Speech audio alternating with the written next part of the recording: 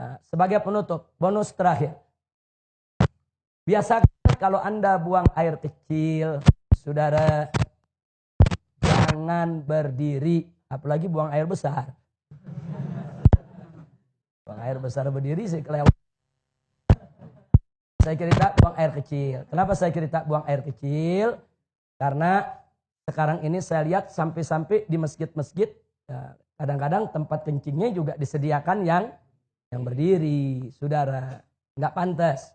Apalagi ini di negeri Islam. Ini Indonesia ini mayoritas umat Islam. Mestinya tempat-tempat buang air kecil itu, saudara, disediakan ruang-ruang supaya orang bisa buang air kecil dalam posisi jongkok. Perhatikan cara jongkoknya.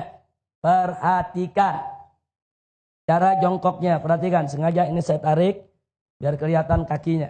Perhatikan cara jongkoknya.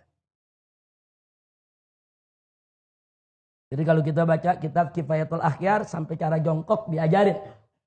Saudara. Cara jongkoknya itu perhatikan. Jadi ini kiri ini kaki. Jadi kita punya paha, ini pantat kita, ini diri di atas kaki kiri. Ini tegakkan. Begini cara buang air kecil. Seperti ini. Nah, karena kalau Anda lakukan seperti ini, insya Allah buang air kecilnya tiris. Kita jauh dari penyakit silisil bol. Nah, penyakit yang kencing gak habis-habis. Sebab kalau Anda tidak tiris, ya perasaan kalau kita jongkok aja biasa, kencing, selesai. Saudara, nah begitu selesai, kita ambil wudhu dan lain sebagainya. Tanpa terasa, kadang-kadang air kencing masih keluar. Ngetesnya gampang.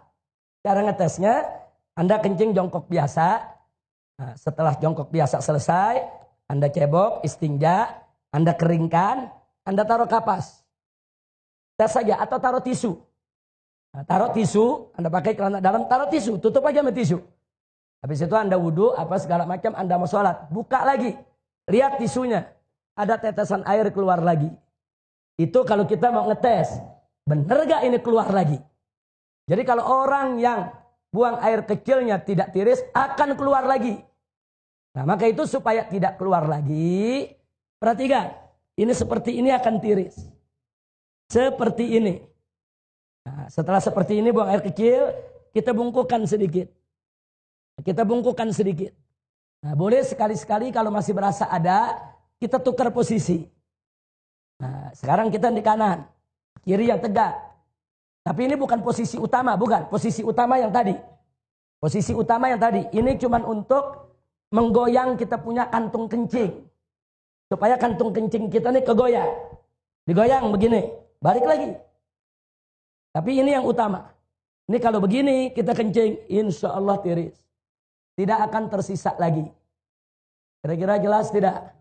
Ditambah lagi dengan jari kita tekan bagian bawah sebelum bagian dubur di bawah ada, kalau kita tekan keluar lagi itu. Keluar lagi itu cairan. Tekan sedikit. Yang ketiga, istibra. Apa istibra? Dehem. Dehemnya bukan dehem dengan tenggorokan. Bukan dehem dengan suara dada. Dehem dengan perut. Perut. Jangan bagi dada. Enggak.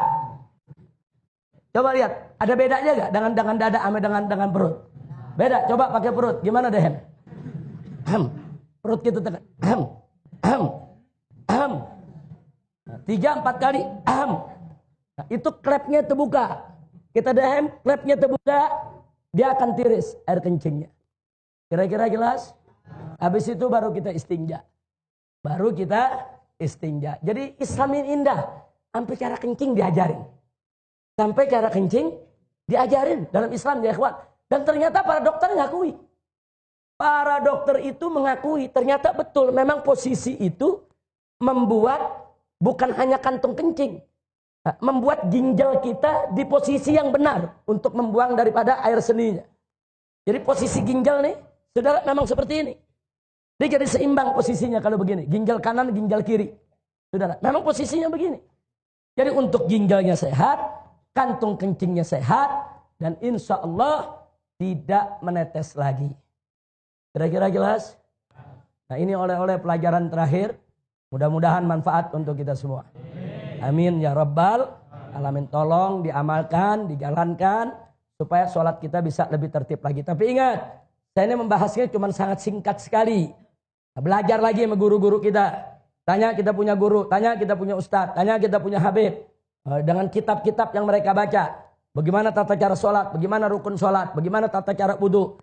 Apa itu hal-hal yang najis, apa itu hal yang membatalkan daripada wudhu kita. Pelajari.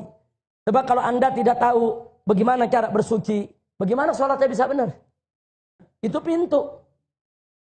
Sholat tidak sah kalau bersucinya nggak beres. Pelajari dulu bagaimana cara bersuci, bagaimana cara sholat. Jangan sampai kita tidak tahu. Sampai di sini jelas? Alhamdulillahirabbil alamin. Saya pikir cukup sampai di sini. Itu saja yang bisa saya sampaikan. Terima kasih. Hadani Allah wa iyyakum ila siratil mustaqim. Wassalamualaikum warahmatullahi wabarakatuh.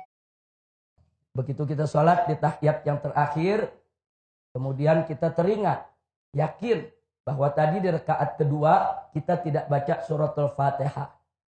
Tapi kita langsung membaca surat. Maka sebelum kita salam, kita masih ada dalam sholat kita. Maka rakaat kedua kita tidak sah. Lalu bagaimana solusinya? Kita berdiri, berarti kalau rakaat kedua dihitung tidak sah, kita baru berapa rakaat sholat? Baru 3.